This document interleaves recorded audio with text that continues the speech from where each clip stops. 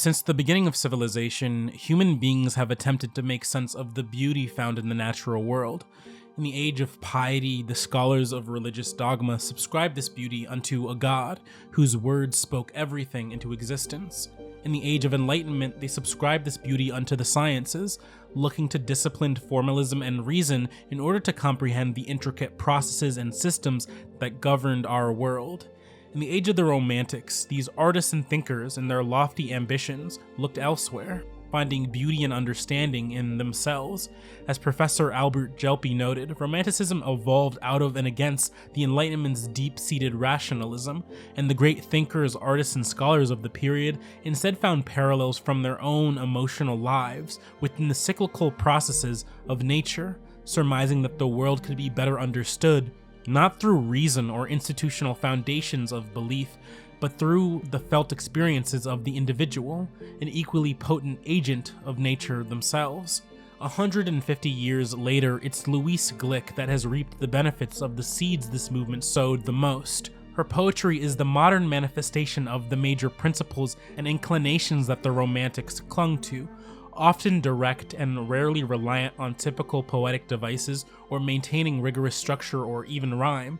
Her poetry exists within the land of the idiomatically vague and often wrestled with themes of disappointment, rejection, loss, isolation, and self-centeredness, all themes that the Romantics found personified in nature, all themes at the center of Glück's fascinations in her transcendental work, The Wild Iris. Her narcissism is infectious in this poetry grouping.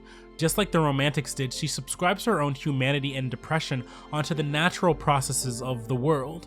This understanding is made complicated, however, by the writing approach she takes on, writing the poems from the perspective of three distinct voices. First, from the perspective of the named flowers and plants, lilies, violets, and irises. Second, from the perspective of a poet gardener character, tending to these plants in her garden while dealing with inner turmoil and depression.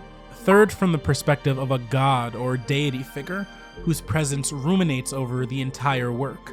All speakers are given access to her poetic command of language through this human personification, and in her poems we're made to consider how the processes of the natural world reflect the interiority of human feelings and our depressive modes of interaction.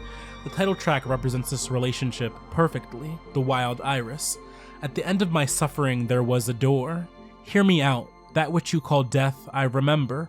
Overhead, noises, branches of the pine shifting. Then nothing, the weak sun, flickered over the dry surface. It is terrible to survive as consciousness, buried in the dark earth. Then it was over, that which you fear, being a soul and unable to speak, ending abruptly, the stiff earth bending a little, and what I took to be birds darting in low shrubs. You who do not remember passage from the other world, I tell you I could speak again. Whatever returns from oblivion returns, to find a voice.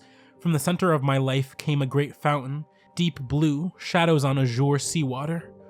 As most title tracks embody, this poem serves as the thematic and narrative center of the entire work. It tackles recurring themes of rebirth and resurrection, and the cyclical nature of nature itself. We can glean some introspective clues from the title alone.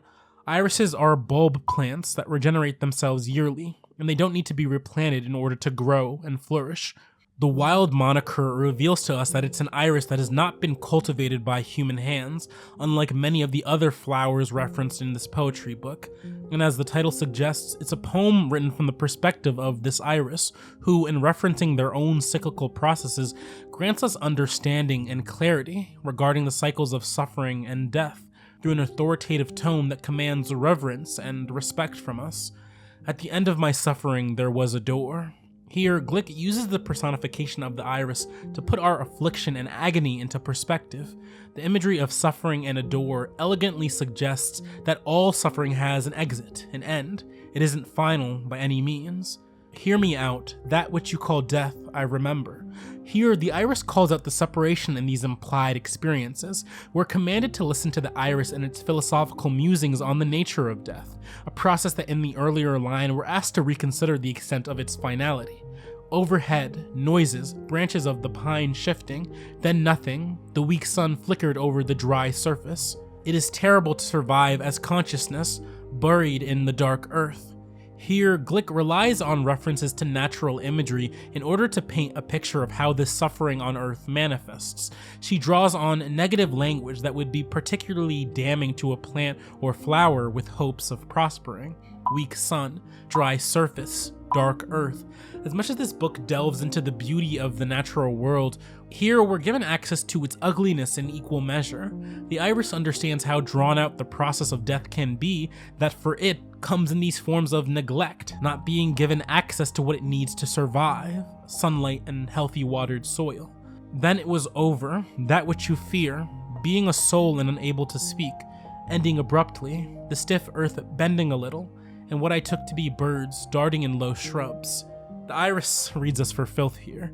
It highlights our biggest fears and insecurities, being robbed of our voice in the midst of a dark, consuming world, the abrupt end that death comes with, unable to make our amends or say goodbye. You who do not remember passage from the other world, I tell you I could speak again. Whatever returns from oblivion returns to find a voice. From the center of my life came a great fountain, deep blue, shadows on azure seawater. The final lines of The Wild Iris reassures us of the cyclical processes that our depression and sorrow goes through, how the silence of oblivion yields to our voice being found once more. The poem ends with an evocative metaphorical description of the iris itself that exposes how all the external things of the world, the weak, flickering, and dark things, pale in comparison to the deep well of greatness and self-assuredness that comes from within. It's here the iris commands that we look to the interiority of ourselves to see a grander picture, our own immaculate design that is not too dissimilar to its own. It is a resurrectively brave piece. In this and her other flower works, she's constantly asking us to view her depression and sorrow through these plants and their processes. Glück's use of human personification forces us to find common ground between our depressive negative cycles and their own. It's in this way we must see our own sorrow as cyclical, in constant movement, passing like the changing of the seasons, but it's a realization that can bring as much enlightenment as it does envy. Our poet Gardner is jealous of the freedom these wildflowers enjoy, looking to them for advice and understanding in an effort to make sense of their own depression. It's a challenging process that reverberates through all the speakers present, from the flowers to the poet, to what we begin to understand as the ire of the poet's own personal sorrow and despondency, God himself. We see this most pointedly in her Mattens and Vesper poems, Latin for morning and evening prayers. They take the form of something resembling less a moment of reprieve, worship, and praise, and more a harshly worded criticism, bordering on vitriolic and spiteful. In these poems, she uses negative language and imagery to call into question the relationship she has to God and to use him as a bastion for her current sorrow. She likens God to a plantsman testing his new species, someone uncaring who sees his people less as people and more as folly or experiments. She references her own internal quarantine of affliction, a time of isolation in the speaker's life, filled with sorrow and depression that has forcefully driven her out and away from the healthy members of her tribe, the rest of her society. She calls out God's hypocrisy, making references to how dying roses are able to spread their infested leaves and sickness throughout their member plants without this kind of forced quarantine, a relationship dynamic she's jealous of. And in the final lines, she begs God to return her to a time when she was sound, these childhood memories and spaces she recollects with comfort, in her mother's womb, in dreams. But what's revelatory about these spaces the poet speaks of is that they're imaginary or unrealistic. We're given access to a kind of delusion within the speaker, whose own memories of prior soundness are revealed to be faulty ones. We begin to understand that the fraught relationship she shares with God as a deity figure. We see this extended further to titles like Glück's Vesper poems. In this one, she jests at God, reporting failure at tending at a crop of tomato plants. We see Glück conjure up this transactional, almost financial language, bridging humor and seriousness. She pleads to God to withhold heavy rains and cold nights, so that these plants might nourish and grow undisturbed. This seems a fruitless endeavor, however, as Glück goes on to reprimand God for not having a heart, not discriminating between dead and living things. She's taken aback at his seeming randomness and uncaring nature. While she tends to and looks after these plants, bears a responsibility over their growth and their livelihood, God doesn't seem at all that interested in tending and looking after her. It's here she finds comfort in the plants that are now equally at odds with this deity. She's able to relate to them not out of a place of love and understanding, but out of mutual fear towards a god who doesn't easily let their plan or designs known to their own creation. For that, we must look to other poems like September Twilight, where this god is finally given a voice. Lamenting his frustrations at how mankind has behaved, he boasts that as easily as he has gathered us together, he can dispense of us. He speaks on being tired of the chaos of the living world. He conjures complex natural imagery, spoken into existence through his all-powerful being. He speaks on his own forgetfulness, our insignificance in the grand scheme of all he's created, and he draws on the devices of the poet, of the writer, likening us to a draft, easily thrown away, a writing exercise.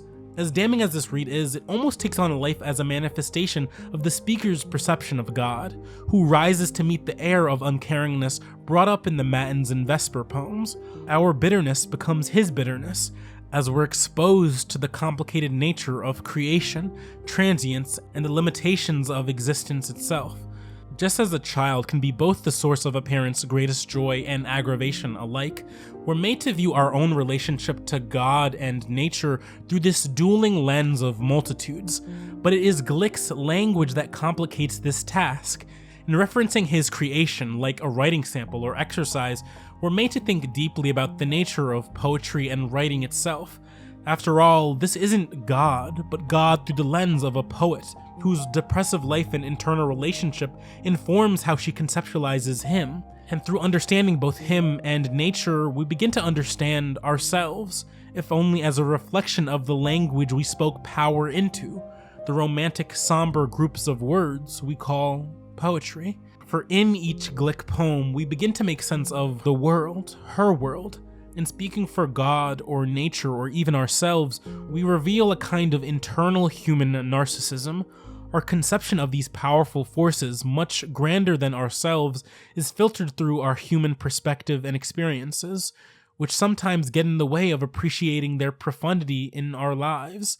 Sometimes this manifests in hatred, in seeing our faults and depression reflected in the dark things of this world. Yet other times, it's this very same poetry where the beauty inherent in the natural, whether by science or by design, is rendered strikingly, raising an internal assumption that that beauty must be contained within us.